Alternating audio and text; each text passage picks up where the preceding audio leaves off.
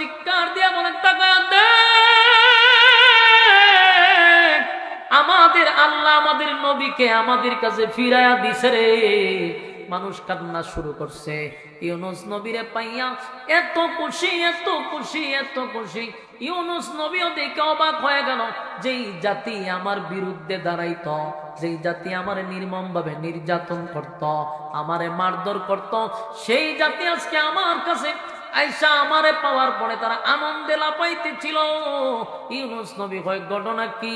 বলে, ঘটনা হলো আপনি যে গজবের দিন তারিখ দিছিলেন, ওই তারিখ মতো গজব আমরা দেখছি। দেখার পরে আল্লাহর কুদরতি পায়ে সেজদায় পড়ে কান্না শুরু করছি। আমরা আমাদের অতীতের সমস্ত গুনার জন্য লজ্জিত। আমরা মালিকের কাছে মাপ চাইছি, আল্লাহ আমাদেরকে মাফ করে দেন। আল্লাহ মাফ করে দিছে।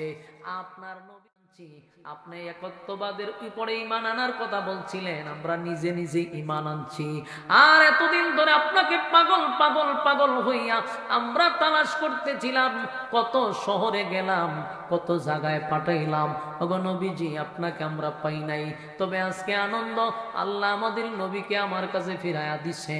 নিনুয়া নামক শহরের মানুষ কালেমা পড়ে ঈমান আনলো, তারা তাদের নবী ফিরত পাইল। আমার যুবক ভাইয়েরা, এই যে ইউনুস পয়গম্বরকে আল্লাহ পাকড়াও করলো, এর একটা কারণ হলো ইউনুস নবী আল্লাহর সিদ্ধান্তের বাহিরে ব্যক্তিগত সিদ্ধান্ত নিছে। এরপরে ইউনুস পয়গম্বরকে মাছের পেটের ভিতরে ঢুকাইল। 40 দিন থাকার পরে ইউনুস নবী আল্লাহ শরণাপন্ন হওয়ার কারণে ওনাকে আল্লাহ সুস্থ অবস্থায় ফিরাইয়া দিছে। কিন্তু এই আয়াতের শেষ অংশে আল্লাহ বলেন, ওয়াকাযালিকা নুজিল মুমিনিন। আল্লাহ রাব্বুল আলামিন বলেন, এই পৃথিবীর মানুষেরা শুন, কেউ যদি কোনোদিন মুসিবতে পড়ে রে, বিপদে যদি আপনি আমি পড়ে যাই, বিপদে যদি পড়ে যাই, তাহলে কাউরে ডাক দিব না, বলুন শরণাপন্ন হইব কার? আরো জোরে কার? সবাই জুড়ে বলেন কার? শরণাপন্ন হইব আল্লাহর। কারণ আল্লাহ বলেন, বান্দারে আমাকে বাদ দিয়া যদি অন্য কারো কাছে চাস, আমি আল্লাহ যে বরদাস্ত করতে পারি না। তাই মুসিবতে পড়লে কাউরে না ডাক দিয়া বলবো, মালিক অন্যায় করছি, অপরাধ করছি, আল্লাহ নিজের মাথায় নিজে কোরাল মারছি, আল্লাহ বুঝতে পারি নাই, আপনার শরণাপন্ন হয়ে গেলাম। আপনার নাম রহমান, আল্লাহ আপনি দয়ালু, আপনি যদি মাফ না করেন বলেন না আমরা কার কাছে যাব? এইভাবে মালিকের কাছে কানতি মিনতি করে মালিকের কাছে যদি শরণাপন্ন হয়ে যায়, আল্লাহ বলেন, ওয়াকাযালিকা নুজিল মুমিনিন। আল্লাহ বলেন, আমি ওয়াদা দিলাম এই যুগে যারা এখনো যারা আল্লাহর শরণাপন্ন হবে, এখনো যারা আল্লাহর শরণাপন্ন হয়ে যাবে, আমি আল্লাহ ওয়াদা দিলাম কিয়ামত পর্যন্ত এইভাবে আমি মুসলমান ইমানদারদেরকে বাঁচাবো। সুবহানাল্লাহ। আমার যুবক ভাইরা বলুন, মুসিবতে পড়লে কার কাছে চাইব? আল্লাহর কাছে চাইব। রাতের অন্ধকারে যদি রাতের 2টার সময়, রাতের 3টার সময় যদি মুসিবতে পড়ে যায়, আমরা কোনো পীর ফকির রে যদি ডাক দেই, আমরা যখন ডাক দিব পীর ফকির হয়তো বা ঘুমায়া থাকবে, কিন্তু আল্লাহ বলেন, বান্দারে আমি ঘুমাই না, আমার ঘুম নাই, আমার তন্দ্রা নাই, তুই যদি আমি আল্লাহরে গভীর রাত্রে একবার ডাক দেস, আমি আল্লাহ 70 বার তোর ডাকে সাড়া দিস। আমার যুবক ভাইরা, আজকের পর থেকে সিদ্ধান্ত নিব, আমরা যা কিছুই করব আল্লাহ ছাড়া কারো কাছে মাথা নত করব না। মুসিবতে পড়লে আল্লাহর শরণাপন্ন হইব। কোনো নেতা খেতা দেখার টাইম নাই, বলুন আমাদের হেফাজত। একটা শহরের নাম হলো ইরাকে, একটা শহরের নাম হলো নিনুয়া নামক শহর। এই নিনুয়া নামক শহরে 4 লক্ষ মানুষ বসবাস করত। কত লক্ষ? 4 থেকে 5 লক্ষ মানুষ বসবাস করত। এই 4 থেকে 5 লক্ষ মানুষই ছিল বেঈমান। আল্লাহ রাব্বুল আলামিন ওই নিনুয়া নামক শহরে একজন নবী পাঠাইলেন, পয়গম্বর পাঠাইলেন। তাদেরকে হেদায়েতের রাস্তা দেখায়া দেওয়ার জন্য। যেই নবীকে পাঠাইছেন ওনার নাম হলো ইউনুস আলাইহিস সালাতু ওয়াস সালাম। উনি এই নিনুয়া নামক শহরে দাওয়াত দিছে প্রায় 40 বছর। জোরে কোন কত বছর? টানা 40 বছর দাওয়াত দিছে। কিন্তু আশ্চর্যের বিষয় হলো 40টা বছরের ভিতরে একটা মানুষও কালেমা পড়ে নাই। ইন্না লিল্লাহ। কত বছর? 40 বছর স্বয়ং আল্লাহর নবী হইয়া দাওয়াত দিল, একটা মানুষও কালেমা পড়ে নাই। তো শুধু কালেমা পড়ে নাই এতটুকু শেষ না, উনি যে একত্ববাদী খোদার দাওয়াত দিতে মানুষের কাছে গেছে, উনারে মারধর করছে, গালমন্দ করছে, বাধা দিছে, নির্যাতন উনি টানা সহ্য করছে 40 বছর। কথাগুলি একটু মনোযোগ দিয়ে শুনলে ভালো লাগবে। তো 40 বছর দাওয়াত দিয়ে একটা মানুষও কালেমা পড়াইতে পারল না। তো আল্লাহর কাছে একদিন কইছে, আল্লাহ, 1-2 দিন না তো 40টা বছর আমি আপনার কালেমার দাওয়াত দিলাম, আমার মারছে, এই অভিযোগ আমি নাই করলাম। যতদিন গেছি আমারে তারা মারধর করছে, রক্তাক্ত করছে, গালি দিছে, পাগল বলছে। তাও আমার দুঃখ ছিল না যদি কেউ কালেমা পড়তো। আল্লাহ এই গালিও দেয়, মারেও, কালেমাও পড়ে না। দাওয়াত তো দিলাম আল্লাহ 40 বছর, এখন আমি কি করব? আল্লাহ রাব্বুল আলামিন তখন ইউনুস নবীরে বলল, এদেরকে আপনি গজবের ভয় দেখান, বলেন যে গজব আসতেছে। ইউনুস নবী সবার সামনে গিয়ে বলে, কয়ো সামনে কিন্তু গজব আইব, তোমরা যে কালেমা পড়ো না, উল্টা যে আমার মারধর করো, আল্লাহ কইছে তোমরা গজব দিয়া ধ্বংস করো। বলুন তো এই কথা বলার পরে এরা ভয় পাওয়ার কথা না? মুটেও ভয় পায় নাই। উল্টা ইউনুস নবীরে বলে যে গজব দিয়ে আসবে কখন, দিন তারিখ ঠিক করছেন নি? নাউজুবিল্লাহ বলতেন না? চিন্তা করেনি তা কত খারাপ। গজবের ভয় দেখাইছে, গজব পাইবার কথা, কিন্তু গজবের ভয় তো পাই নাই, উল্টা কয় গজব কখন আসবে, কত তারিখে আসবে, দিন তারিখ ঠিক হয়েছে নি? ইউনুস নবী কয়, না, আমারে তো আল্লাহ দিন তারিখ ঠিক করে দিছে না। তখন তারা হাসি তামসা শুরু করছে, গালমন্দ শুরু করছে। ইউনুস নবী আশ্চর্য হয়েছে, আল্লাহ এটা কোন জাতির কাছে আমার পাঠাইছে? গজবের ভয় দেখায়, আর গজবের ভয় পাইবার কথা, কিন্তু এটি ভয়ও পায় না। আল্লাহর কাছে দোয়া করছে, আল্লাহ এইগুলো মারাত্মক তেরা জাতি, এরা আমার কাছে এখন বলে আপনি গজবের দিন তারিখ ঠিক করে দিতেন। আল্লাহ এই কথা কইছে, বলো হ, যা গিয়া বলো আগামী 3 দিন 3 রাতের ভিতরে আমি গজব দিব। কয়দিন, কয় রাতের ভিতরে? 3 দিন 3 রাতের ভিতরে আমি গজব দিব, এদেরকে বলে দাও। এবার ইউনুস নবী গিয়া খুব সাহসের সাথে বলল, 40টা বছর খালি আমার মারছস, দাওয়াত গ্রহণ করস নাই, হাসি তামসা করছস, এখন মজা বুঝবি। তো কি হয়েছে? আগামী 3 দিন 3 রাতের ভিতরে গজব আসবে, তোরারে হমানে ধ্বংস করব। এখনো বালা আছে। এরা কয় অসুবিধা নাই, আমরা অপেক্ষায় আছি, 3 দিন তো অনেক দেরি আছে, আপনার আল্লাহর এখন টাইম মতো গজব পাঠাইয়া দিত। নাউজুবিল্লাহ। ইউনুস নবী না, এই জাতি আর পরিবর্তন হবে না। উনি করলো কি, গজবের কথা বইলা ওনার স্ত্রী আর 2টা সন্তান নিয়া উনি এই শহর থেকে আরেক শহরে চলে গেছে। তো নিনুয়া নামক শহরের মানুষ প্রায় 4 লক্ষ, 4.5 লক্ষ মানুষ।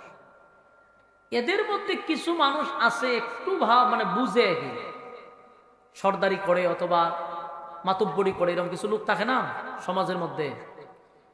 তো মাতব্বর টাইপের কিছু লোকরা বলল, এই নিনুয়া নামক শহরের মানুষ, ইউনুস আমাদেরকে কালেমার দাওয়াত দিছে, একত্ববাদী খোদার দাওয়াত দিছে 40 বছর, আমরা কেউ তার কালেমা গ্রহণ করি নাই, উল্টা তারে মারছি, রক্তাক্ত করছি, গালি দিছি, বাড়িতে হামলা করছি, কোনোদিন প্রতিবাদ করে নাই, কোনোদিন আমাদের সাথে হাতাহাতিও হয় নাই, চোখ রাঙ্গানিও হয় নাই। গজব আসবে বলছে, কিন্তু কোনোদিন গজবের দিন তারিখ ঠিক করে নাই। কিন্তু গতকালকে সে গজবের দিন তারিখ ঠিক করে আমাদেরকে বলে দিছে। এখন আমরা যে হাসি তামসা উল্লাস করতেছি, একটাবার চিন্তা করা দরকার, যদি গজব আইসাই পড়ে তখন আমাদের কি করণীয়। এদের মধ্যে একজন দাঁড়ায়া বলে, আমি অতীতের ইতিহাস কিছু পড়ছি। বলে, কি পড়ছস? হয় আমি দেখছি অন্যান্য নবীদের যুগে গজবের দিন তারিখ ঠিক কইরা বইলা দিয়া তারা ওই এলাকায় থাকে না, এলাকা ছাইরা দূরে চলে যায়। তো তোমরা যদি ইউনুস নবীরে বাড়িতে গিয়া পাও, 100% গজব আসবে না। আর যদি বাড়িতে গিয়া না পাও, ও 100% গজব আসবে। কথা কি আমার বুঝতেছেন? এরা কহ কথা ঠিক, এটা একটা ব্যবস্থা নিতেই। তো একটা টিম পাঠাইছে, ইউনুস নবীর বাড়িতে গিয়া দেখি ইউনুস নবী নাই। গ্রামে তো গাইছে, শহরে তো গাইছে, কোথাও ইউনুস নবী নাই। এখন ভিতরে সিফা মারছেনি, কাম ভালো হইছে। ইউনুস নবী বাড়িতে নাই, তার মানে 100% গজব আসবে রে। আমরা কে বাঁচাই? যদি থাকতো বুঝতাম গজব আসবে না, কিন্তু উনি তো নাই এলাকায়। 2 দিন গেছে, আর আছে কয়দিন? 1 দিন। আর খালি বয়ে বয়ে চিন্তা করে যে যদি আইসা পড়ে, যদি গজব আইসা পড়ে। 3 দিন হয়ে গেছে। সকালবেলা ঘুম থেকে উঠা দেখে আকাশের কালার পরিবর্তন হয়ে গেছে। কথা কি আমার বুঝতেছেন সবাই? এখন আকাশ হলো সবুজ, পুরাটা আকাশ এমন কালো হয়েছে যা অতীতে এরকম কালো আর কোনোদিন দেখে নাই। শুধু কালোই হয় নাই, সকাল থেকে একটা আওয়াজ, মানে আওয়াজটা হইতেছে, যত সময় যায় একটু বাড়তেছে। একদিকে নতুন আওয়াজ বিকট, অন্যদিকে আকাশ কালো হয়ে গেছে। নিনুয়া নামক শহরের মানুষ কয়, আমরা গজব দেখছি, কিছুক্ষণ পরে গজব আসবে। তাহলে আমাদের ইউনুস যে আমাদেরকে সতর্ক করছিল, এটাই বাস্তবায়ন হইল। এতক্ষণে ওনারা বুঝতে পারছে যে উনি আল্লাহর পয়গম্বর ছিল, উনি নবী ছিল। আমরা ওনাকে রক্তাক্ত করছি, মারধর করছি, গালমন্দ করছি। আজকে ঠিকই গজব আমাদের মাথার উপরে। এখন আমাদেরকে কে বাঁচাবে? এখন এরা কান্না শুরু করছে, হায় রে, যদি ইউনুস নবী থাকতো তো বাড়িতে গিয়ে ভাওয়া তো ধরতাম, ওনার কাছে মাপ চাইতাম, আমরা ওনার কালেমা পড়তাম। কিন্তু এখন তো আমরা ইউনুস নবী ভালাই গেছে, এখন আমাদের কি উপায় হবে? তো এদের মধ্যে কিছু লোক কয়, হুন ইউনুস নবীরে তালাশ করে এখন আর কোনো লাভ হবে না, অনর্থক সময় নষ্ট করে লাভ নাই। আমরা নিজেরা চেষ্টা করতে থাকি কি করা যায়। কারণ আমরা যেই পরিমাণ খাম, কু খাম, দিনের খাম, রাত্রের খাম করছি, গজব তো আসবেই। জমিনে কখন গজব আসে? যখন জমিনে পাপ বেশি হয়। আপনারা আমার ভাষা বুঝুননি? বলুন, গজব কখন আসে? জমিনে যখন পাপ বেড়ে যায়। ভূমিকম্প দেখছেননি কয়েকদিন আগে? আপনার এলাকাতে হয়েছে? সারা বাংলাদেশ হয়েছে। ঢাকাতে 3 বার হয়েছে একদিনে। কিসের লক্ষণ? কিয়ামতের আগে ছোট ছোট আল্লাহ ভূমিকম্প দিবে, ছোট ছোট গজব দিবে। এই গজবে অনেক মানুষ মারা যাবে। কারণ এই গজব আমাদের নিজের হাতের বানানো কামাই, আমরা নিজেরা ঠান্ডা আনছি গজব। ঢাকা শহরে জেনা বেবিচার এমন কোন দিন নাই, এমন কোন রাত নাই, গিয়া দেখেন সব জায়গায় জেনা বেবিচারে সয়লাভ হয়ে গেছে। আল্লাহ গজব দিত না তো কি করত? গজব দিবে। যখনই গজব আসে বুঝবেন এটা আমাদের নিজেদের হাতের বানানো, আমরা নিজেরা ঠান্ডা আনছি। ইউনুস আলাইহিস সালাতু ওয়াস সালামের সমস্ত উম্মতেরা যারা নিনুয়া নামক শহরে বসবাস করে, সবগুলা মানুষ এতক্ষণে বুঝতে পারছে যে আমরা এটা অন্যায় করছি। কতদিন পরে বুঝছে? 40 বছর পরে। আমরা অন্যায় করছি, অপরাধ করছি। আল্লাহর পয়গম্বর হইয়া আমাদেরকে দাওয়াত দিল, কালেমার দাওয়াত। এই মালিক আমাদেরকে দাওয়াত দিল, মালিকের বন্ধু পাঠাইয়া আমাদেরকে হেদায়েতের রাস্তা দেখানোর জন্য একজন নবী পাঠাইলেন। আর সেই নবীর আমরা কালেমার দাওয়াত দেওয়ার অপরাধে আমরা তারে মারলাম, রক্তাক্ত করলাম, আমরা ওনাকে মারলাম, রক্তাক্ত করছি। এমন কোনো দিন বাদ নাই যে আমরা ওনার উপরে হামলা করি নাই, আমরা ওনাকে মারছি। হায়রে, নিজের খাইয়া আমাদেরকে দাওয়াত দিল, অথচ আমরা আমাদের নবীরে চিনতে পারলাম না। সেজদায় পড়ে এখন কান্না শুরু করছে, আর ডাক দিয়া বলেন, মালিক, অন্যায় করছি, অপরাধ করছি, বুঝতে পারি নাই। আল্লাহ, আমরা গজব দেখছি, গজব দেখছি। আমরা যে অন্যায় করছি, অন্যায়ের কোনো মাপ হয় না। আপনার নবীর উপরে আক্রমণ করছি, নবীরে মারছি। আল্লাহ, এখন বুঝতে পারছি উনি আমাদের নবী, আমাদের পয়গম্বর। কান্না শুরু করছে। নিনুয়া নামক শহরের মানুষগুলা একসাথে আল্লাহর কাছে মাপ চাওয়া শুরু করছে। মালিক, অন্যায় করছি, অপরাধ করছি, মেহেরবানি করে আমাদেরকে আপনি মাফ করে দেন। আর জীবনে এমন কোনোদিন হবে না আপনার সঙ্গে আমরা অন্যায় করব না। কথা কি বুঝতেছেন? এই ইকুটা কমান, ডাবলিং হয় প্রচুর, বিরক্তিকর। ইকুটা কমান।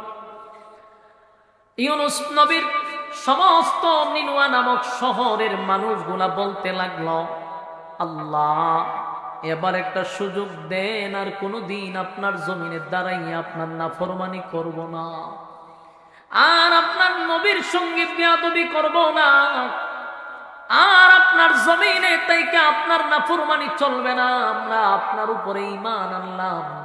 সবাই কালেমা পড়া শুরু করছে। 4 লক্ষ মানুষ কালেমা পড়ে তারা ঈমান আনলো নিজে নিজে। আর বলতে লাগলো, হায় কপাল, যদি আমাদের নবী ইউনুস থাকতো রে, আমরা ওনার হাতে গিয়া কালেমা পড়তাম, ওনার কাছে গিয়া মাপ চাইতাম, আমরা ওনাকে নবী হিসাবে মেনে নিতাম।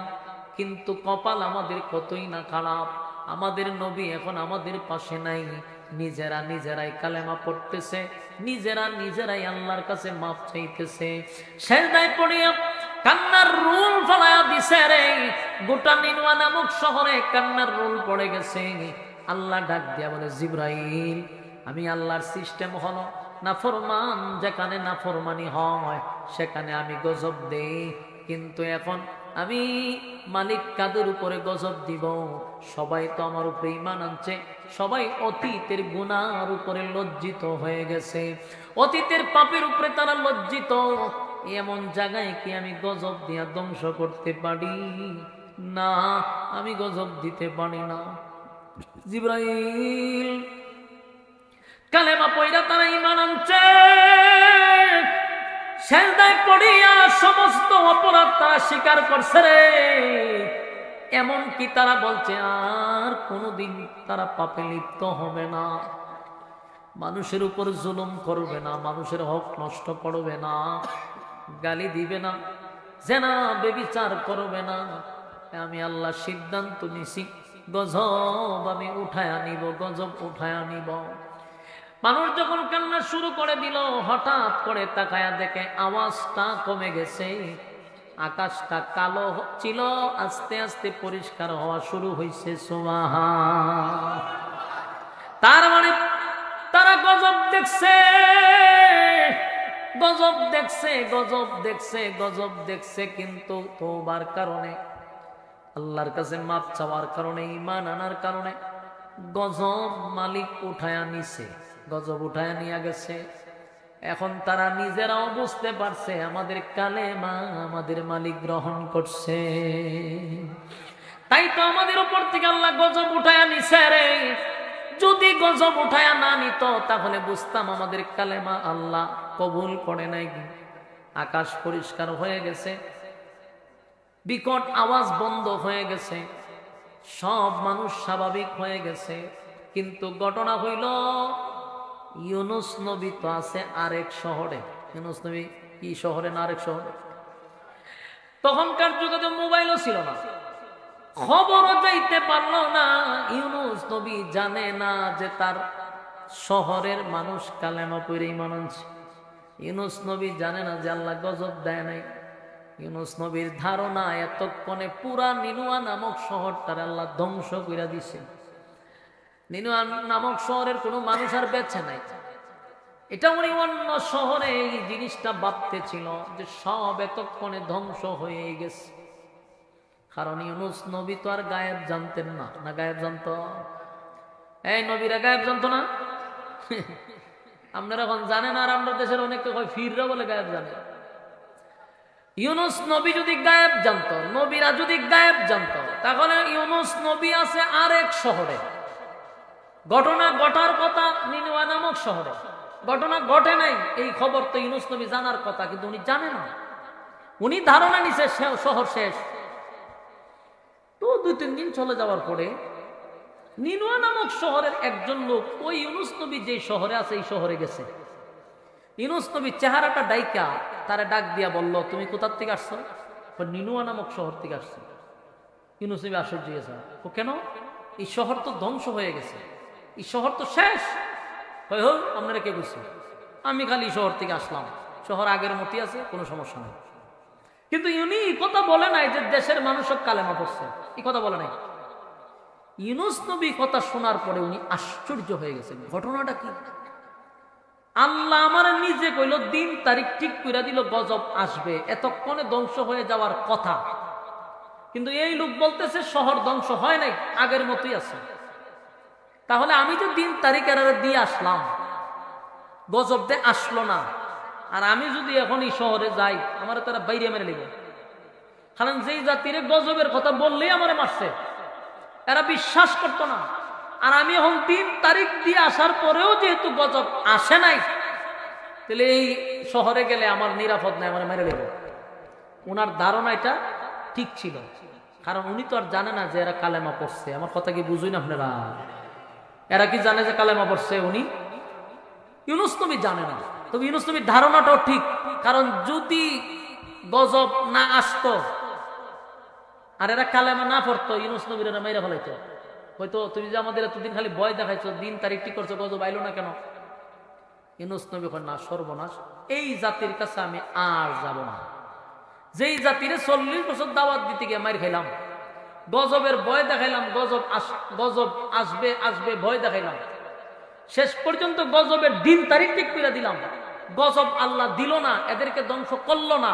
এখন যদি তাদের মাঝে আমি যাই, আমার মাইরা ফেলাইব, এতে কোনো সন্দেহ নাই। তাই ইউনুস নবী সিদ্ধান্ত নিছে এই শহরে আর যাবে না। না, আমি আর যাব না, যাবে না, এটা পুরো সিদ্ধান্ত। কি করবে? আমি শহর ছাইরা, মোট কথাই দেশ ছাইরা আমি বিদেশ চলে যাব। বলুন তো দেখি, সিদ্ধান্তটা কি আল্লাহ তাআলার না ওনার ব্যক্তিগত? এই সিদ্ধান্তটা ব্যক্তিগত, ব্যক্তিগত সিদ্ধান্ত। আল্লাহ হয় ওয়াজান্নুন মাসওয়ালা إذ ذهب مغاضبا فظن أن لن نقدر عليه فنادى في الظلمات। আল্লাহ বলেন, মাসওয়ালা মনে করছে তারে আমি পাকড়াও করব না, কিন্তু আমার রব মাসওয়ালাকে পাকড়াও করবে। ইউনুস নবী মনে করছে আল্লাহ আমারে ধরবে না, জিজ্ঞাসা করবে না, আমি দেশটা ছেড়ে বিদেশ চলে যাই, এই জাতির কাছে আমি আর যাব না। এটা ওনার ব্যক্তিগত সিদ্ধান্ত, আল্লাহর সিদ্ধান্ত না। এখনো জিব্রাইল ওনার কাছে আসে নাই, কোনো বার্তা পৌঁছায় নাই, কিন্তু এর ভিতরে উনি সিদ্ধান্ত নিয়ে নিছে। আল্লাহ মাছওয়ালায় মনে করছে তারা আমি ছেড়ে দিব। ওইখান থেকে মাছওয়ালার ঘটনা মনোযোগ দিয়ে শুনলেন। এখনো ঘটনা শুরু হয়েছে না, ঘটনা আরো সামনে, কিন্তু মাছওয়ালার ঘটনা আল্লাহ বর্ণনা করছে। আল্লাহ বলেন, মাছওয়ালা মনে করছে আমি তারে পাকড়াও করব না, কিন্তু মাছওয়ালাকেও আল্লাহ ছেড়ে দেয় নাই, ধরছে। মাছওয়ালা করছে কি? ইউনুস নবী তার 1-2 ছেলে আর ওনার স্ত্রী 3 জন আর উনি একজন 4 জন লইয়া দেশ ছাইরা বিদেশ যাবে সিদ্ধান্ত নিয়ে নিছে, রওনা দিয়ে দিছে। যেই রওনা দিয়ে দিল, কিছু দূর যাওয়ার পরে মরুভূমি পার হওয়ার পরেই কিছু লোকেরা ওনারে ঘেরাও করছে, ঘেরাও করে বলেছে, ঘেরাও করে বলতেছে যে আপনার বিবিটাকে আমাদেরকে দিয়ে দেন। নাউজুবিল্লাহ। আপনি চলে যান, বাচ্চা কাচ্চা নিয়ে চলে যান, কিন্তু এই মহিলা এই রাস্তা দিয়ে যেতে পারবে না, এটা আমাদের সর্দারের নির্দেশ। উনার বিবির আটকায় দিছে। উনার বিবিও বলছে যে স্বামী আপনি চলে যান, আমাকে আপনি আল্লাহর জিম্মায় ছেড়ে দেন। বলুন কার জিম্মায়? ইউনূস নবী দেখলো যে যতই চেষ্টা করি আর আমার বিবিকে আমার কাছে দিবে না, বিবি রাখিয়া উনি চলে গেছে। বলুন পাকড়াও শুরু হয়েছে নি? কথা হয় না। ওয়াজান্নুন মাসওয়ালা, কি মনে করছে পাকড়াও করবে না? মাসওয়ালা মনে করছে আমি তারে পাকড়াও করব না, কিন্তু আমি তারে পাকড়াও শুরু করছি। এই মাসওয়ালারে ছেড়ে দেয় নাই, ব্যক্তিগত সিদ্ধান্ত নিয়া দেশ ছাইরা এবার বিদেশ যাওয়ার সিদ্ধান্ত নিছে। বিবির আটকাই দিছে মাঝ রাস্তায় বিবির আটকাই দিছে। এবার ওনার 2 সন্তান লইয়া আবার রওনা দিছে। তো বিদেশ যাইবার আগে সাগরের পাড়ে যাওয়ার আগে একটা নদী আছে। এই নদীটা এত বিরক্ত লাগতো যে সাউন্ড হরনটা দিয়ে দিছে একবার এখানে মাথার সামনে, ডাবলিং হয় বারবার। আমি কি কই আমি নিজে বুঝি না। ইউনূস পয়গম্বর উনি যখন সামনে আরো যাওয়া শুরু করছে সাগরের পাড়ে যাওয়ার আগে, আপনার কাছে বিরক্ত লাগে না হুজুর? আমি সুন্দর মতো বলেছি ডাবলিং হয়। আচ্ছা আপনারা বুঝেননি হয়তো হয়েছে, আমার বিরক্ত লাগলো, অসুবিধা নেই। ইউনূস নবী সাগরের পাড়ে যাওয়ার আগে একটা নদী আছে, এই নদীটা পার হইয়া এরপরে গিয়া উনি সাগরে যাইতে হইব। ওখানে যাত্রীবাহী জাহাজ আছে, যাত্রীরা উড়ায় জাহাজ আছে। তৎকালীন সময়ে জাহাজ ছিল কিন্তু ইঞ্জিলা ছিল না। এখন তো প্রযুক্তির যুগ না, তখন ইঞ্জিল ছিল না। এই সাগরের পাড়ে যে জাহাজ ছিল এগুলা বাতাসের মধ্যে, এই যে কিতা কইটারে ফাল কইনি আপনারা, ফাল কইন ও এগুলা দিয়া যাইতো। ইউনূস নবী একটা নদী ক্রস করে তারপরে সাগরের পাড়ে গিয়ে সাগরে উঠবে। এই নদীতে বেশি পানি নাই, ধরেন না হাঁটু পানি, পানিতে কোনো স্রোত নাই। উনি চিন্তা করলো আমার একটা ছেলেরে পাড়ে রাখিয়া আর একটা ছেলের ওই পার রাখিয়া আবার এটারে নিয়ে যাব। উনি ছোট ছেলেটারে কুলে নিয়ে সাগরে নামছে, আরে নদীতে, নদী পার হতে হবে। নদীতে নামার পরে যেই নদীটা ছিল মরা নদীর মতো, কোনো স্রোত নাই, পানি বেশি নাই, যেই ইউনূস নবী নদীতে নামছে নদীর মধ্যে পানির স্রোত বাড়ছে। বলুন পানির স্রোত বাড়ছে না পাকড়াও করছে? وَظَنُّونَ إِذْ ذَهَبَ مُغَاضِبًا فَظَنَّ أَن لَّن نَّقْدِرَ عَلَيْهِ فَنَادَىٰ فِي الظُّلُمَاتِ। মনে করছে তারে পাকড়াও করব না, তারে ধরব না, কিন্তু নদীটার মধ্যে নামছে, এটার মধ্যে পানির স্রোত আসিল না, পানিও আসিল না, কিন্তু যেই মাত্র নামছে পানির স্রোত বাড়ছে, এমন বাড়ছে যে উনি দাঁড়ায় থাকার মতো কোনো সুযোগ নেই। ভাই এটা একটু কমান, এগুলা কমান। আমি তো শান্তির অভাব না, এত নিশ্চিন্তা ঘুমাই দিছে। এখান থেকে একটা বিরক্তি লাগতেছে, আওয়াজটা ডাইরেক্ট দিয়ে দিছে এমনি, সেটিংই বোঝে না কিসের এটা স্বরলিপি আজ এরা নাম দিয়া চলতেছে। বসেন লইরেন না, কখনো মাছওয়ালার ঘটনা গেছি না, খুব বিরক্ত লাগতেছে আওয়াজটা আমার কাছে, ডাবলিং হয়। এখন আসুন, এই নদীতে পানি নাই, স্রোত নাই, যেই মাত্র নামছে পানির স্রোত বাড়ছে। উনার সন্তানটারে উনি ধৈর্য যে রাখবে এই ক্ষমতাও নেই, এত স্রোত বাড়ছে, টাইম না সন্তানকে নিয়ে যাচ্ছে। এক পর্যায়ে ইউনূস নবীর হাত থেকে তার ছোট সন্তানটা ছুটে গেছে। ইন্না লিল্লাহি ওয়া ইন্না ইলাইহি রাজিউন, ছুটে গেছে। বলুন তো দেখি আপনার সন্তানটা যদি নদীর মাঝখানে আপনার হাত থেকে ছুটতে চলে যায়, বাবা হিসাবে কেমন লাগবো? ভালো লাগবো আপনারা? না আপনারা আওয়াজে বোঝা যায়, কয়েকবার ছেড়ে দিচ্ছেন, শ্রোতার লক্ষণে বোঝা যায়। আল্লাহ কয় মাছওয়ালার আমি কি করছি? পাকড়াও করছি। যেই নদীতে পানি নাই, স্রোত নাই, হঠাৎ করে পানি কোথার থেকে আসলো, স্রোত কোথার থেকে আসলো, বোঝা গেল এটা স্রোত না, এটা আল্লাহর পাকড়াও, ধরে লেছে আল্লাহ। আপনি আল্লাহর অনুমতি ছাড়া, বিনা সিদ্ধান্তে, ব্যক্তিগত সিদ্ধান্ত, ব্যক্তিগত সিদ্ধান্ত লইয়া উনি দেশ ছাইরা বিদেশ যাওয়ার সিদ্ধান্ত নিছে। আল্লাহ কয় নদীতে যেমনি নামছে পানির স্রোত বেড়ে গেছে, পানির স্রোতের কারণে ছোট বাচ্চাটারে আটকায় রাখতে পারলো না, নিয়ে গেছে। এখন কি করব? ফারের ভাই চাইছে যে নদীর পাড়ে বড় ছেলেটা না দাঁড়া রয়েছে, তাকায়া দেখে হেডারে বাঘে দৌড় মারছে। কিসে নিছে? বাঘে নিয়ে দৌড় মারছে। ইউনূস নবী বুঝা লাইছে যে আসলে এগুলো কোনো ঘটনা না, এটা আমার আল্লাহ ধরে লিছে, আমারে ধরছে। কারণ আমি আমার মালিকের সিদ্ধান্ত ছাড়া কাজ করলাম, মালিক পছন্দ করে না। বিবিরেও আটকাইছে, সন্তানটিরও আটকাইছে। কথা কি বুঝতেছেন? আওয়াজ কি শোনা যায়? হ্যাঁ, আওয়াজ পাইতেছেন নি? তাহলে আওয়াজ দেন না কেন আপনারা? বলুন, ধরছেনি? পাকড়াও করছে। বড়টারও লেগেছে বাঘে, শুরুটারও লেগেছে ভানিয়ে, বউরা আটকালিছে রাস্তার মাঝখানে। শেষ নিও না, সর্বদিক দিয়ে ওনারা ধরছে। এরপর উনি সিদ্ধান্ত অটল, দেশ ছেড়ে দিল। সব হারাইয়া মন খারাপ তো নদী ফাইরিছে, বাইরে সাগরের ফারকে দাঁড়াইছে। দাঁড়াইয়া দেখে এটা একটা জাহাজ যাত্রীবাহী, এটার ভিতরে গিয়ে উঠছে। উঠার পরে মনটা খারাপ না, স্ত্রী সন্তান হারাইয়া পয়গম্বর মনটা খারাপ নিয়ে বসে রয়েছে। যাত্রীবাহী জাহাজ যখন পুরাটাই বুকিং হয়েছে, এরা দিছে সাইডা, বিদেশের উদ্দেশ্যে রওনা। জাহাজ তো তার গতিতে চলতেছে, কিন্তু গঠন হইল সাগরের মাঝখানে আইসা এখন আর জাহাজ আর যায় না, জাগাত ঘুরে, এক জায়গাতেই ঘুরে। কথা কি বুঝতেছে? ঘুরে না, পাকড়াও করছে। ইউনূস নবী তাকায়া দেখে জাহাজ আর সামনে যায় না রে, এটা খালি জাগাতই ঘুরে। এখন জাহাজের সমস্ত মানুষ কান্নার রোল পড়ে গেছে। হায় হায়, আমাদের জীবন এখানে শেষ হবে, এটা আমাদের তো জানা ছিল না।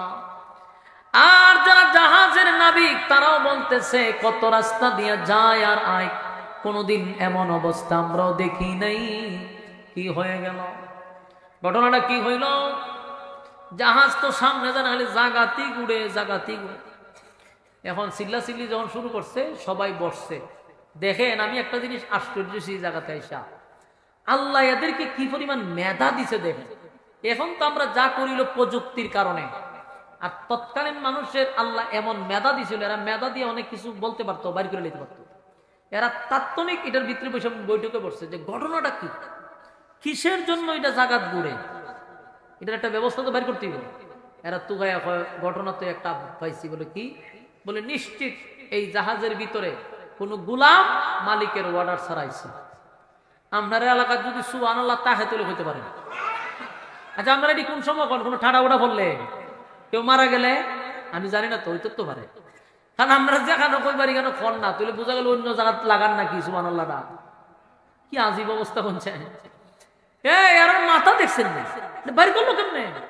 হয় নিশ্চিত কোন গোলাম তার মালিকের অর্ডার ছাড়াই কেন উঠছে, এই জন্য জাহাজের সামনে যেন খালি জাগাত ঘুরে বাইর করে লিখছেন।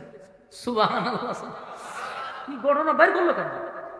ইউনূস নবী তো মনে মনে বুঝে রেছে, রে এই গোলাম তো আমি তো সেই পাকড়া গোলাম, ভাগ্যাইছি আমি মালিকের অর্ডার ছাড়া আসছি। ইউনূস নবী এখন এরা সিদ্ধান্ত নিছে কি জানেন? নৌকার মানুষ হয় এখানে কে আছো গোলাম যে মালিকের অর্ডার ছাড়া ভাগ্যে আসছে, তুমি নিজে নিজে স্বীকার করার নাইলে আমরা দইরা ইটাল দা ফেলাই দেব। ইউনূস নবী হাত তুলছে, অন্য করে ফালানির কোনো দরকার নাই, আমি সেই গোলাম যে মালিকের অর্ডার ছাড়া আসছি। সুবহানাল্লাহ। যেই তারা এই কথা বলছে, সবাই মিল্লা ইউনূস নবীর দিকে তাকায় আছে, এক দৃষ্টিতে তাকায় আছে, ডাইনে বামে তাকায় না। ঘটনা কি জানেন? এরা দিককে ওনারা আশ্চর্য গেছে, এত সুন্দর লোক। কারণ উনি তো নবী, নবীদের চেহারা কি সবার মতো? আল্লাহ যেই যুগে যেই নবী পাঠায় ওনার চেয়ে সুন্দর আর কাউরে বানায় না। সুবহানাল্লাহ থাকলে কইতে পারে, ওইখানে সুবহানাল্লাহ আছে, কইেন মাঝে মাঝে কইেন। এখন আপনি চিন্তা করেন, উনার চেহারা তো সুন্দর, সুন্দর চেহারা, বডি সুন্দর, দেহ সুন্দর, বানাইছে তো নবী হিসাবে। এরা সবাই তাকায় কয় আস্তা গুলি কি তখন আপনি এরকম সুন্দর মানুষকে আর গোলাম হয়? এরা যেই গোলাম ভাবতেছে, ইউনূস নবী আবার এই গোলাম ভাবতেছে। এরা ভাবছে যে কোন বাড়িতে কাজ করতো কোন গোলাম, এটা মালিকের অর্ডার ছাড়া আয়া জাহাজে উঠছে। কিন্তু উনার চেহারার মধ্যে তো গোলামের কোনো চাপ নাই, এবং এই পুরা জাহাজের মধ্যে সবচেয়ে সুদর্শন চেহারা হলো উনার। এরা হয় সর্বনাশ, এমন সুন্দর সুরতের মানুষরে যদি আমরা ভুল ক্রমে ইডাল দিয়ে ফালাই দিই সাগরে, জাহাজ তো এখন ঘুরে উপর দিয়া, উনারে ফালাইলে এটা নিচে ঘুরে যায়। আমরা এই ভুল করতে রাজি না, এই ভুল করতে আমরা রাজি না। চিন্তা করেন ওখানে এরা কি করে। ইউনূস নবী বারবার কইতেছে, দেখো তোমরা ভুল করতেছো, আমি ঠিকই আছে, আমি গোলাম। না না না, সর্বনাশ, এরম সুন্দর চেহারার লোক গোলাম হয় কেমনে? না না না না, সর্বনাশ, এটা হয় না।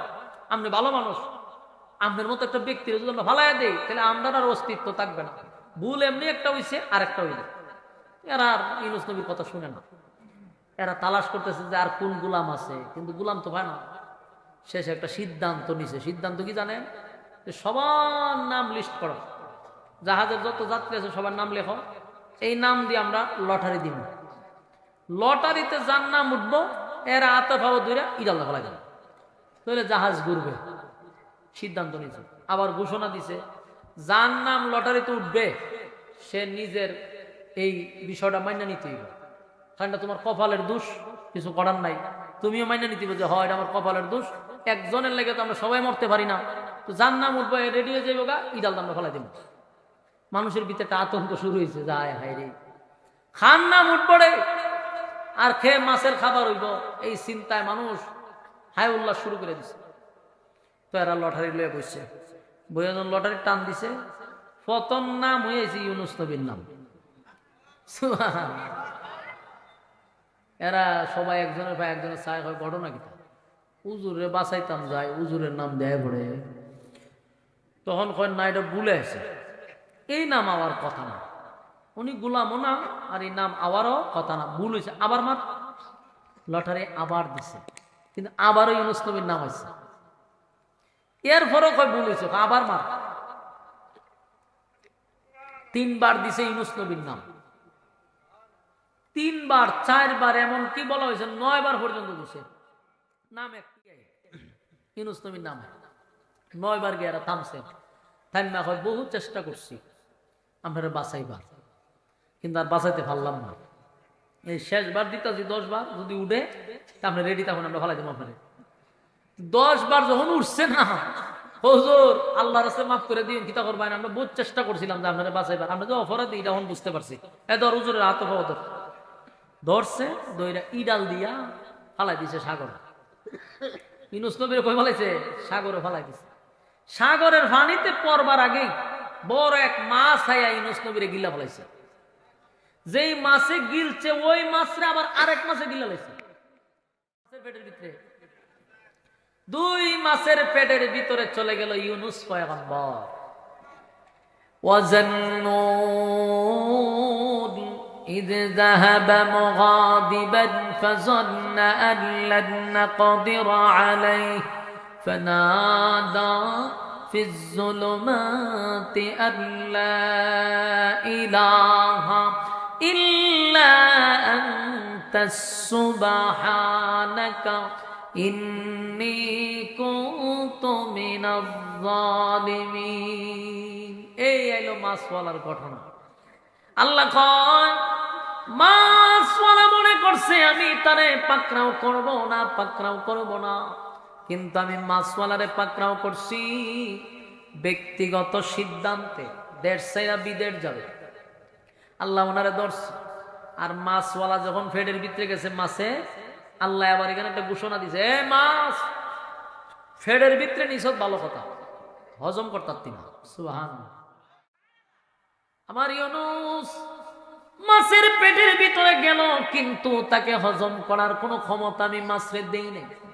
মাছের পেটের ভিতরে যাওয়ার সাথে সাথে ইউনূস নবীও বসে থাকে নাই, উনিও বুঝতে পারছে আমার মালিক আমারে পাকড়াও করছে। আল্লাহর পয়গম্বর বইলা ডাক দেয়।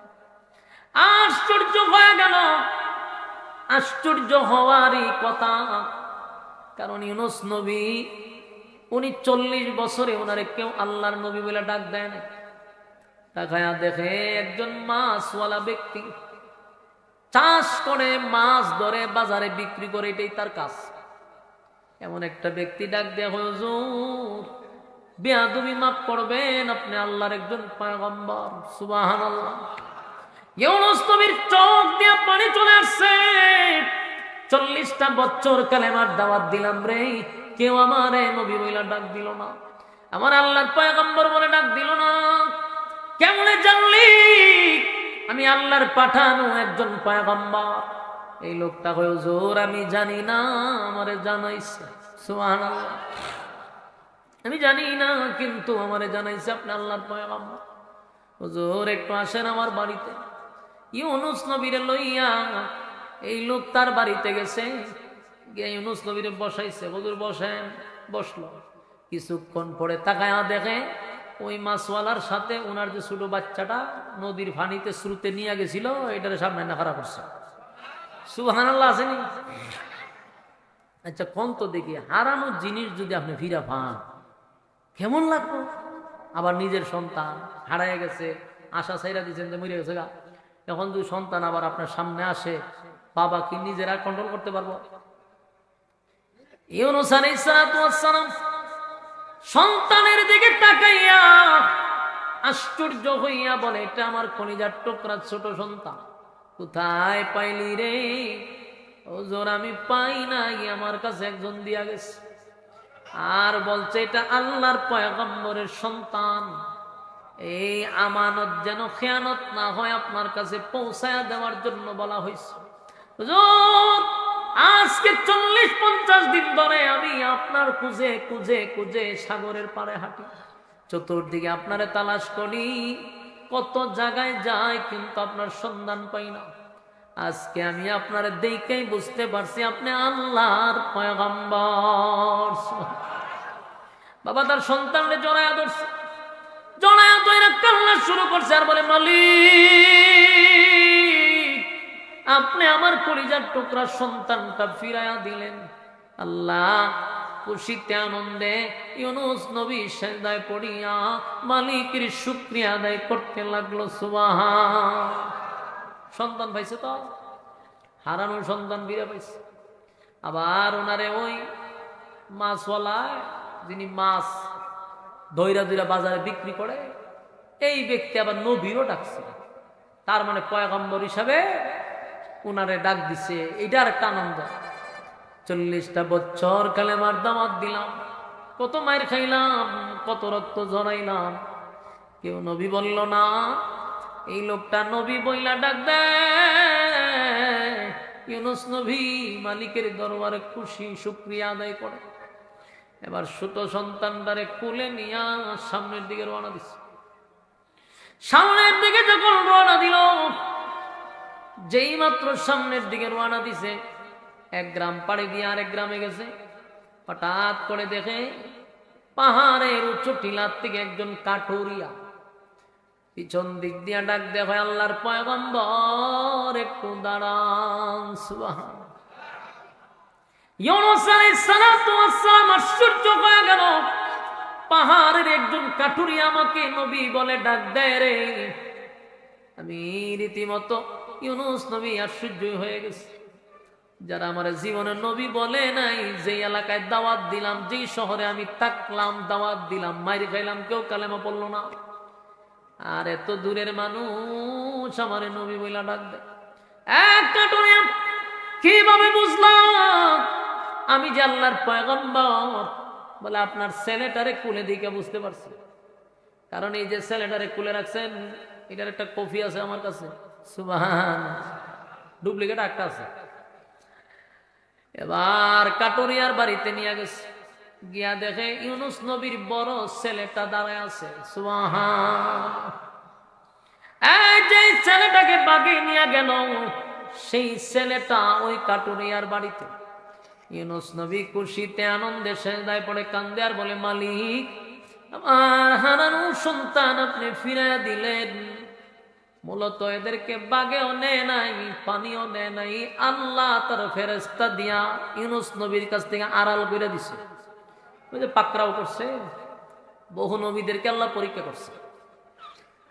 যদি আপনি নিজেকে ইমানদার দাবি করেন, ঠিক নবী রাসূলদেরকে আল্লাহ পরীক্ষা করাইছে, যাদের কোনো গুনাহ ছিল না। নবীরা মাসুম। নবীরা কি?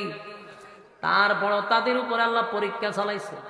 আর আমি আর আপনি নিজেরে ইমানদার দাবি করি, মনে করছি আমাদের উপরে পরীক্ষা আসবে না।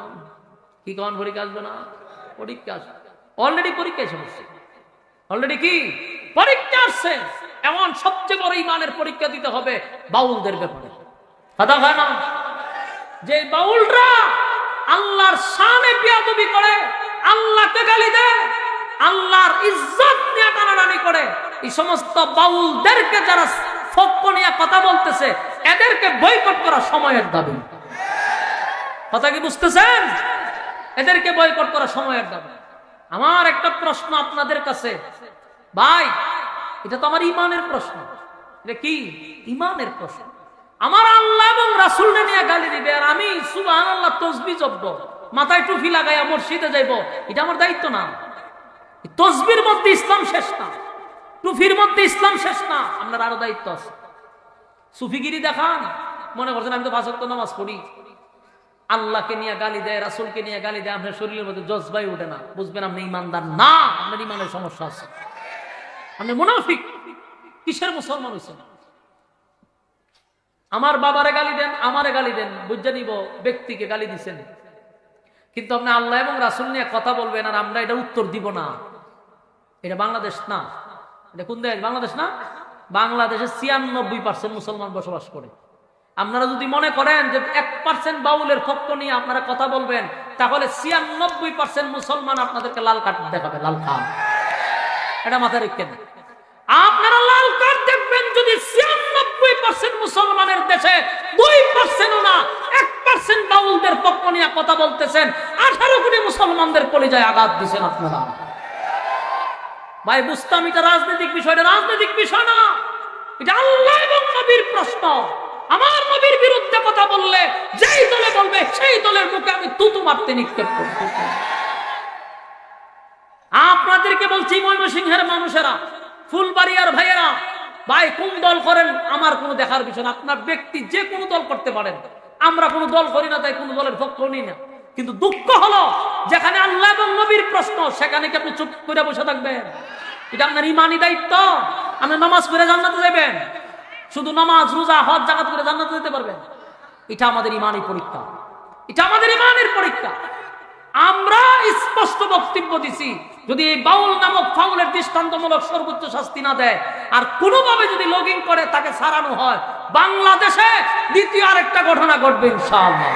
এটা ইমানের হেফাজতের জন্য প্রয়োজনে লক্ষ যুবক নবীর জন্য আল্লাহর জন্য জীবন দিতে প্রস্তুত থাকবে। কিন্তু এইভাবে তো হতে দেওয়া যায় না। 16 বছর সহ্য করছি। মজিবের বিরুদ্ধে সকালে কথা বললে বিকাল বেলা দেখতেন এরে কবর দিয়ে উফরে ফুল গাছ লাগাই দিছে, মাইরা লিছে, মাইরা একটা উফরে ফুল গাছ লাগাই দিছে। কারণ মজিবের বিরুদ্ধে কথা বলা যাবে না, নেতা বড় নেতা কথা বলা যাবে না। বিএনপির তারেক জিয়ার বিরুদ্ধে আপনি এখন খালি একটা গালি দিয়া দেখেন, আপনি বাজার দিয়ে বাড়ি যাচ্ছেন না, আপনার আড্ডি গুটি সব প্রমাণ করে নেবেন।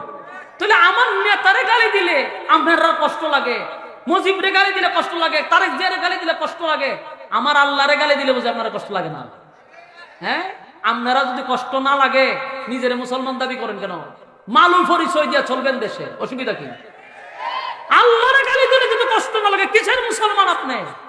মুসলমানের নাম দিয়া দিয়ে মুসলমানের বুট কারামাই করবেন, লাল কার্ড দেখাইব, লাল কার্ড জাতিরা। স্পষ্ট বক্তব্য দিয়ে দিলাম, কারণ এটা কোনো দলের বিষয় না, এটা আমার ইমানের বিষয়। ইমানের জন্য যদি দল ছাড়তে হয় দল ছাড়বেন, অসুবিধা কি? মিয়া যাররা পরিমাণ ইমান লয়েও যদি কবরে যান তাও তো জান্নাত পাবেন কোনো একদিন, আর যদি বেঈমান হইয়া কবরে যান অনন্তকাল জাহান্নামের আগুনে জ্বলতে হবে। আমি আমার জায়গা থেকে আপনাদেরকে বার্তা দিয়ে গেলাম, এই সমস্ত বাউলদের ব্যাপারে কেউ আপোষ করবেন না। আপনারা এর বক্তব্যটা শুনছেন, কত নিকৃষ্ট ভাষায় আল্লাহর শানে বেয়াদবি করছে। শুধু একটা না তো, এখন তার অনেক অপকর্ম বাড়িতেছে। সূরা নাস নিয়া পর্যন্ত সে গালাগালি করছে। আল্লাহ বলল কি, হারে অর্থ তুলল কি? আর অধিকাংশ বাউল গুলার শিক্ষাগত যোগ্যতা হইল 5 পাস 4 পাস। এই গন্ড মূর্খদের পক্ষে যারা সাফাই গায় এরাও এদের মতো নাস্তিক আর মুরতাদদের অন্তর্ভুক্ত। আজকে সমস্ত সুশীলরা নাস্তিক এই বাউলদের পক্ষে চলে গেছে। আরে ভাই, যখন দেখবেন নাস্তিকরা বাউলদের পক্ষ নেয় তখন আপনি বুঝতে হবে যে এখানে কোনো গন্ডগোল আছে। কারণ সুশীল, নাস্তিক, মুরতাদ আর বাউল সব এক সুতায় বাঁধা, এগুলো সব গুড়া হইল এক জায়গায়। এই জন্য আমাদের দায়িত্ব হলো, এটা আমাদের ইমানি পরীক্ষা। আল্লাহ এবং নবীর বিরুদ্ধে যদি কথা হয়, আমরা মুসলমান হিসাবে প্রতিবাদ করেই যাব, বাধা দিলে আরো তীব্র হবে ইনশাআল্লাহ। রাজি আছেন না নাই? লিল্লাহি তাকবীর, লিল্লাহি তাকবীর। রাজি আছেন তো ইনশাআল্লাহ? আমরা ইনশাআল্লাহ সময়ে সদ্ব্যবহার করে যাব ইনশাআল্লাহ। শুধু সময়ের অপেক্ষা। এটা 96% মুসলমানের দেশ। এই কথাটা আপনাদেরকে স্মরণ করাই দিলাম, ভুললে চলবে না। একটা মানুষ নামাজ পড়তে পারে না, এটা তার ব্যর্থতা। রোজা রাখতে পারে না, তার ব্যর্থতা। আল্লাহ এবং নবীর তরিকা চলতে পারে না, তার ব্যর্থতা। কিন্তু আল্লাহ এবং নবীর বিরুদ্ধে আপনি গালি দিয়ে দেখেন যে এই লোকটা নামাজ পড়ে না, এই লোকটা আপনার আড্ডি উড্ডি ভেঙে নেবেন, কারণ এটা তার ইমানের প্রশ্ন। তাই আমরা আল্লাহ এবং নবীর ব্যাপারে কাউকে আপোষ করতে রাজি না। রাজি আছেন? সম্মানিত সুধী, দেখেন প্রত্যেকটা মানুষের পরীক্ষা আসবে। নবীদেরকেও আল্লাহ পরীক্ষা থেকে বাদ দেয় না। ইব্রাহিম আলাইহিস সালামকে কতগুলো পরীক্ষা দিল, দাউদ পয়গম্বর সহ যত নবী, আমাদের নবী রাসূল সহ সবার উপর পরীক্ষা আসছে। দাওয়াত দিতে গিয়ে রক্তাক্ত হয়েছে। বলুন পরীক্ষা আছে না নাই? আল্লাহ এক আয়াতে বলেন, আমিনু কামা আমানান নাস, তোমরা ঈমান আনো ওই মানুষদের মতো যারা ঈমানের পরীক্ষায় উত্তীর্ণ হয়েছে। তাহলে অবশ্যই প্রত্যেকটা মুমিনের জন্য ঈমানের পরীক্ষা আছে না নাই? এটা আমাদের পরীক্ষা। তো হযরত ইউনূস পয়গম্বর, উনি চিন্তায় পড়ে গেল, দুই সন্তান, একটারে নিল ভানিয়ে বাসাইয়া, আর একটারে নিল বাগে দৌড়াইয়া। দুনুটা আমার কাছে আসলো কেন? কিভাবে? বলে এটা আল্লাহ গঠাইছে। বলুন আল্লাহ গঠাইছে। ইউনূস পয়গম্বর আল্লাহর কুদরতি পায়ে সেজদায় করে কান্না শুরু করছে। কারণ দুইটা সন্তান হারাইয়া তো উনি একবার নিঃস্ব, এখন দুই সন্তান ফিরত পেয়েছে, খুশি না বেজা? ইউনূস আলাইহিস সালাম চিন্তা করলো, আমার মালিক আমার সন্তান ফিরাইয়া দিছে, আমার বাপ হিসাবে খুশি না বেজা?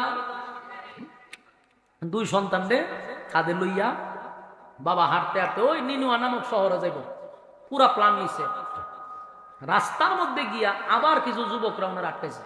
আটকা, হুজুর আমরা মাফ করুন, আর আমরা লোক একটু সামনে চলো। ইউনূস নবী, ঘটনা কি এটা তো আমার বউর আটকাইছিল, তোরা আমার সামনে এসে করে হয় না, আপনি আমরা একটু বাঁচা। আমার মালিক আমাদের ধরে লাগছে। মাছের পেটের ভিতরে ইউনূস নবী চলে গেছে। ইউনূস নবীর সাথে সাথে সাথে সাথে মালিকের শরণাপন্ন হয়ে গেছে। মাছের পেটের ভিতরে যাওয়ার সাথে সাথে উনি বসে রয়েছে না, সাথে সাথে বলতে লাগলো, লা ইলাহা, পড়েন, ইল্লা আনতাস সুবহানাকা ইন্নী কুনতু মিনাজ জালিমিন, লা ইলাহা ইল্লা আনতাস সুবহানাকা ইন্নী কুনতু মিনাজ জালিমিন, লা ইলাহা ইল্লা আনতা সুবহানাকা ইন্নী কুনতু মিনাজ জালিমিন। একদিন দুই দিন নয়, পড়তেই লাগলো। যেই মাত্র মাছের পেটের ভিতরে গেছে, সাথে সাথে ইউনূস নবী কার শরণাপন্ন হইছে?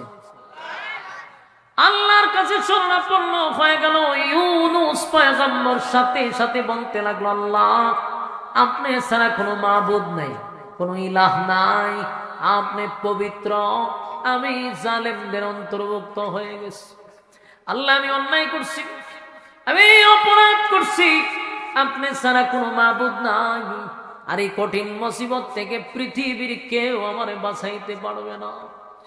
আমি মাছের পেটের ভিতরে চলে আসছি, কেউ জানে না, আমারে কেউ বাঁচাইতেও পারবে না। আল্লাহ আপনি ছাড়া কোনো উপায় নাই, আপনি ছাড়া কোনো মাবুদ নাই। আল্লাহ আপনি পবিত্র, আল্লাহ আমি জালেমদের অন্তর্ভুক্ত, মেহেরবানি করে গো আপনি আমারে হেফাজত করেন। শুরু করছে। একদিন দুই দিন নয়, মাছের পেটের ভিতরে টানা 40 দিন। কয়দিন? কথা হয় না। এখন উনি মাছের পেটের ভিতরে গিয়ে ঢুকিয়ে গেছে, মা গো বাবা গো হয়ে চিল্লা দিছে। কি কইছে? শুরুতেই আল্লাহর শরণাপন্ন হয়ে গেছে। এখান থেকে আমাদের একটা শিক্ষা নেওয়া দরকার। আমরা মুসিবতে বললে বাবারে ডাক মারি, মারে ডাক দেয়, নাহলে ভিড়রে ডাক দেয়, নাহলে ল্যাংডারে ডাক দেয়, নাহলে জড়ারে ডাক দেয়, ঠিক নেই? এই লেডা ল্যাংটা জড়া বাদ দিয়া শরণাপন্ন হইতে হবে আল্লাহ। মুসিবত পড়লে আল্লাহ শরণাপন্ন হইতে হবে। আপনি যে মনে করেন মুসিবত পড়ছেন না, আল্লাহরে না ডাক দিয়ে বাবারে ডাক দিছে, বাপ না ঘুমো, রাতে 2টার সময় বিপদে পড়ছে, এখন ডাক দিলে কি বাপ শুনবো নি? কই আছে? ঘুমায় গেছে। আর আল্লাহ বলেন 24টা ঘন্টার 1টা সেকেন্ড আমার ঘুম নেই। আল্লাহর কি ঘুম আসেনি মনে করো? তন্দ্রা আসেনি? ঘুমও নাই, তন্দ্রাও নাই। লা তাখুযুহু সিনাতুন ওয়ালা নাওম।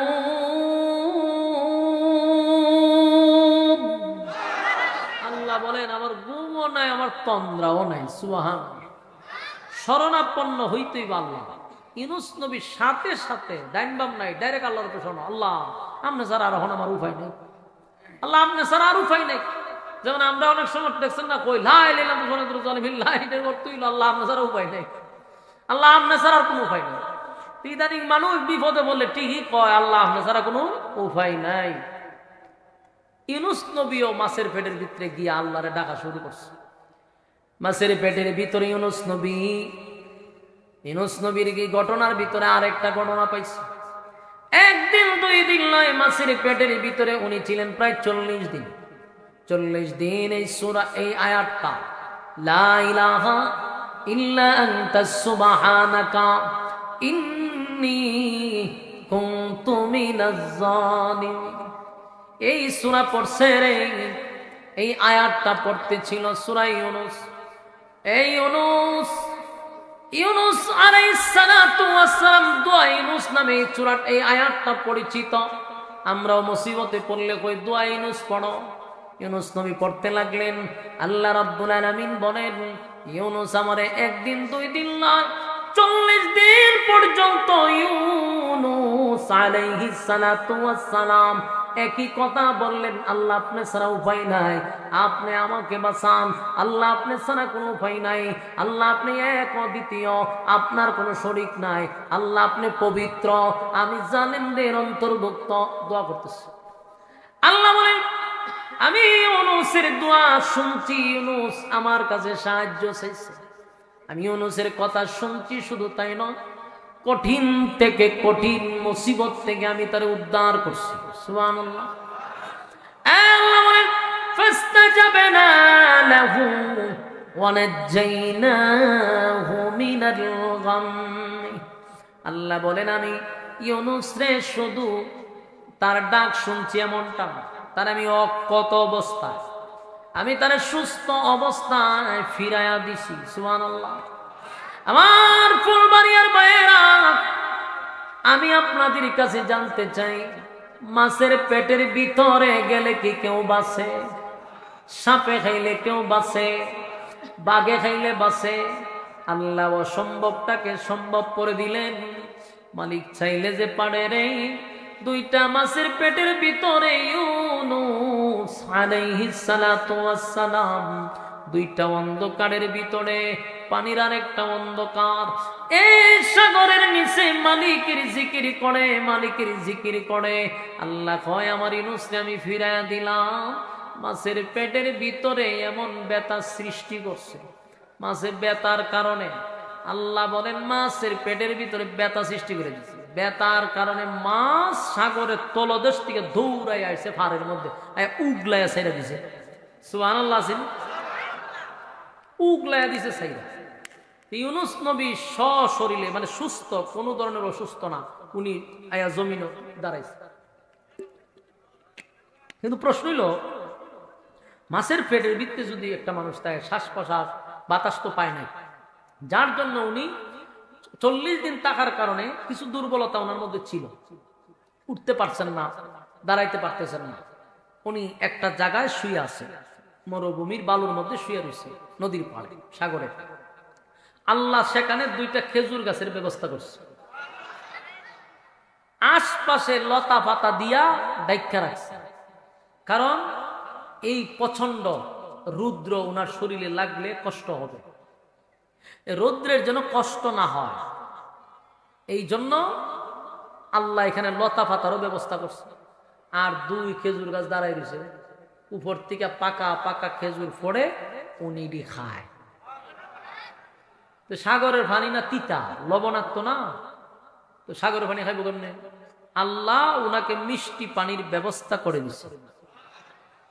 তাহলে একদিকে হলো মিষ্টি পানি, অন্যদিকে হইল গিয়া খেজুর খায়। শরীরে আস্তে আস্তে আস্তে আস্তে একটু শক্তি বাড়তেছে, শরীরে আস্তে আস্তে জাগা পাইতেছে। ইউনূস নবী শেখানো মাছের পেটের ভিতর তে বাইরে আল্লাহর কাছে শুকরিয়া আদায় করছে যে আল্লাহ আপনি আমাকে সুস্থতার সাথে ফিরাইয়া দিচ্ছেন। কিন্তু ইউনূস নবীর যে আল্লাহ পাকড়াও করছে, এটা ইউনূস নবীর একটা পরীক্ষা স্বরূপ। আল্লাহ মাছের পেটের ভিতরে আছে 40 দিন, এর সামনে ঘটনা আসতেছে। এই পুরা যা কিছু হয়েছে মালিক এটা চাইছিলেন, তাই আল্লাহ ঘটাইছেন, ঠিক না? কিন্তু শরীর তো দুর্বল, খেজুর ফোড়ে উনি খায়, খেজুর ফোড়ে উনি খায়। হঠাৎ করে মোটামুটি উনি নিজেই বুঝতেছে যে না, শরীরটা জাগাতাইছে, এখন ওইটা খারো নিজে খারই না। প্রথমে শুকরিয়া আদায় করছে, কইরা চিন্তা করলো যে আমি যে ভুলটা করছি এখান থেকে আমাকে শুধরাতে হবে। প্রথম কথা হলো আমি আমার আল্লাহর ওয়ার্ডার ছাড়া, আমি আমার দেশ ছাইরা, উম্মত ছাইরা আমি বিদেশ যাওয়ার সিদ্ধান্ত নিয়েছি। এটা হলো আমার প্রথম ভুল, এটা আমার সিদ্ধান্তটা ভুল ছিল। দেখেন একজন পয়গম্বর তার ভুল স্বীকার করতেছে, উনি পয়েন্টগুলো বাইর করতেছে কোন কোন জায়গায় আমি অপরাধটা করছি। কারণ উনি তো বিশাল এক জামালাত হয়ে আছে, মাছের পেটের ভিতরে 40 দিন, তখন এটা কি বাড়ির দ্বারে কথা? এখন উনি সিদ্ধান্ত নিয়েছে কি করবে, যে না, যেই জায়গার থেকে আমি ভুল শুরু করছি সেখান থেকে আমি শুধরাবো।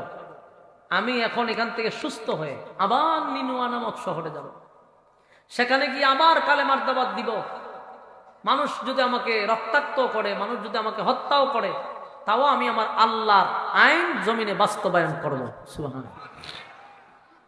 আচ্ছা বলুন তো দেখি, নিনুয়া নামক শহরের মানুষ কি আর কাফের আছে না সবই মানানছে? উনি কি এটা জানে? কারণ উনি কি গায়েব জানতো? যেই সমস্ত মানুষটা বলে নবীরা গায়েব জানে, এরা ওই আউল ফাউল বাউলের অন্তর্ভুক্ত, ঠিক কিনা? এই যে বাউল গোষ্ঠীরও দেখবেন এরকম আউল ফাউল কথা কয়। আবার ওয়াজ স্টেজে কিছু বাউল আছে, এক বাউল হলো একতারা নিয়ে আছে, আর একটা বাউল আছে ওয়াজ স্টেজও বাউল আছে কিছু, এরা একতারা দিয়া গান বাজায়, এরা 2 তারা 3 তারা বাদ দিয়া মুখ দিয়া গান গায়। এরার বক্তব্য হইল যে নবী গায়েব জানে, শুধু শেষ না, ফিরাউলিয়ারাও গায়েব জানে। নাউজুবিল্লাহ। একমাত্র গায়েবের মালিক কে? নবীরা কতটুক জানতেন? আল্লাহ যতটুক জানাইতেন। নবীরা এতটুকুই জানতেন, আল্লাহ যতটুক জানাইছেন। জিব্রাইল আসে নাই, ইউনূস নবীর জানান নাই। তাই ইউনূস নবী এখনো জানে না যে নিনুয়া নামক শহরের মানুষ কালেমা পড়ে ঈমান আনছে। তাই উনি সিদ্ধান্ত নিয়েছে আমি আবার যাব, সেখানে কালেমার দাওয়াত দিব। এখন উনি আস্তে আস্তে ফিটফাট হয়েছে, রেডি হয়েছে যে শহরে যাইতে হইব, আমার কাজ বাকি। ইউনূস আলাইহিস সালাতু ওয়াস সালাম রওনা দিছে, লম্বা সফর। হাঁটতে হাঁটতে একটা জায়গায় গিয়া পৌঁছছে যেখানে মোটামুটি মানুষ আছে, ওই জায়গা পর্যন্ত পৌঁছে গেছে দীর্ঘদিন হাঁটার পরে।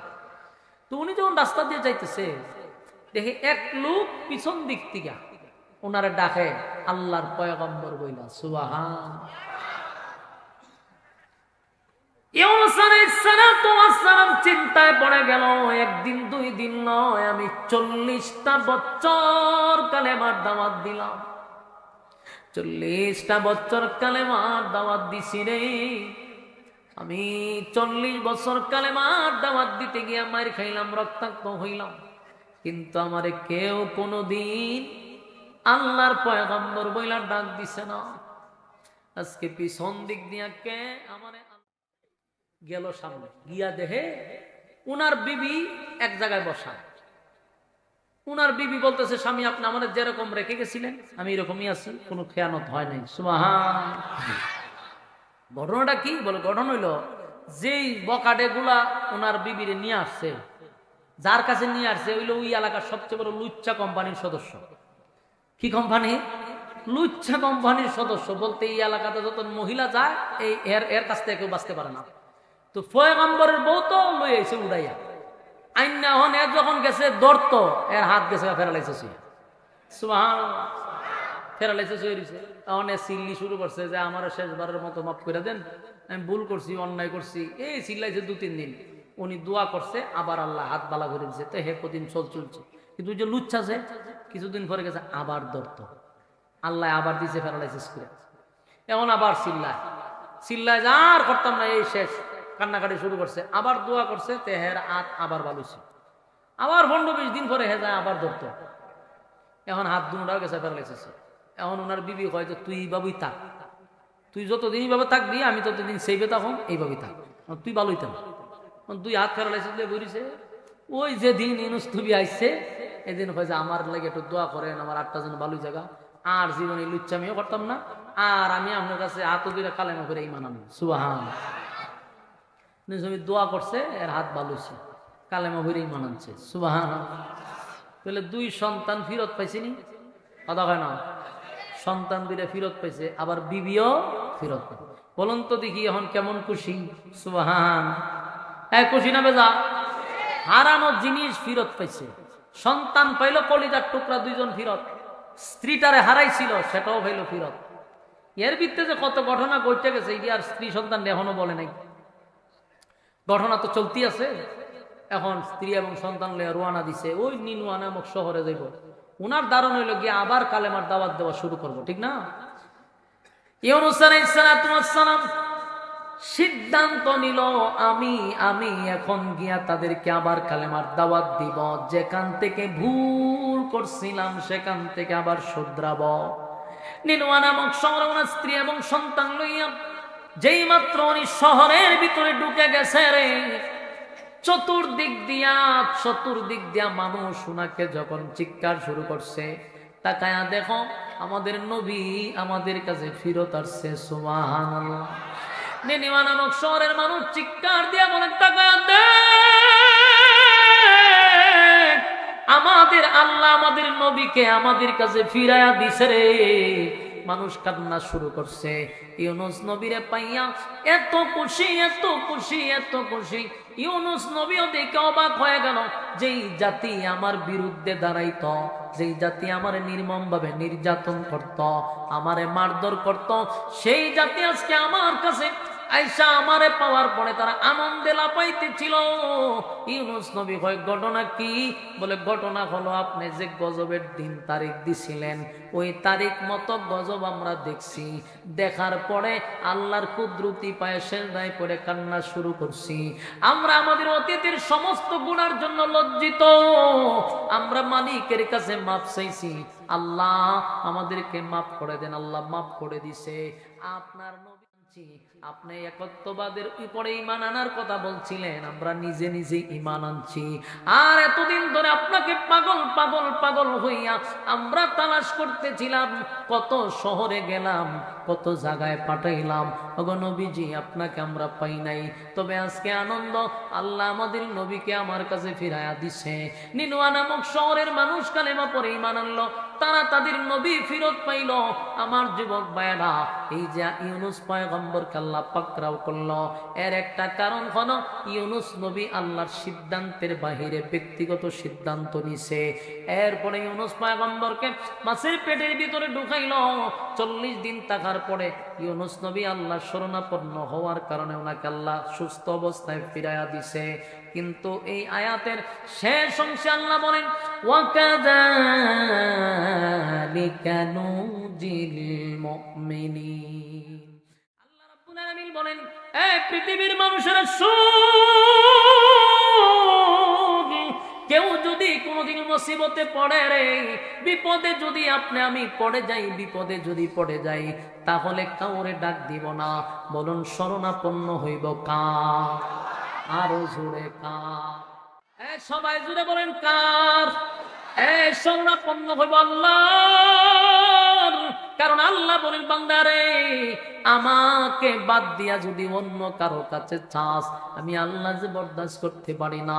তাই মুসিবতে পড়লে কাউরে না ডাক দিয়া বলবো, মালিক অন্যায় করছি, অপরাধ করছি, আল্লাহ নিজের মাথায় নিজে কোরাল মারছি, আল্লাহ বুঝতে পারি নাই, আপনার শরণাপন্ন হয়ে গেলাম। আপনার নাম রহমান, আল্লাহ আপনি দয়ালু, আপনি যদি মাফ না করেন বলেন না আমরা কার কাছে যাব? এইভাবে মালিকের কাছে কানতি মিনতি করে মালিকের কাছে যদি শরণাপন্ন হয়ে যায়, আল্লাহ বলেন ওয়া কাযালিকা নুজিল মুমিনিন।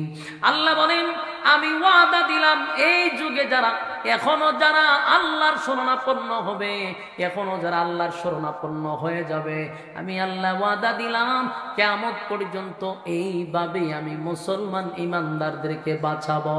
সুবহানাল্লাহ। আমার যুবক ভাইরা বলুন, মুসিবতে পড়লে কার কাছে চাইব? আল্লাহর কাছে চাইব। রাতের অন্ধকারে যদি রাতের 2টার সময়, রাতের 3টার সময় যদি মুসিবতে পড়ে যায়, আমরা কোন পীর ফকির রে যদি ডাক দেই, আমরা যখন ডাক দিব পীর ফকির হয়তো বা ঘুমায়া থাকবে, কিন্তু আল্লাহ বলেন বান্দারে আমি ঘুমাই না, আমার ঘুম নাই, আমার তন্দ্রা নাই। তুই যদি আমি আল্লাহরে গভীর রাত্রে একবার ডাক দেস, আমি আল্লাহ 70 বার তোর ডাকে সাড়া দিস। আমার যুবক ভাইরা আজকের পর থেকে সিদ্ধান্ত নিব, আমরা যা কিছুই করব আল্লাহ ছাড়া কারো কাছে মাথা নত করব না। মুসিবতে পড়লে আল্লাহর শরণাপন্ন হইব। কোন নেতা খেতা দেখার টাইম নাই। বলুন আমাদের হেফাজত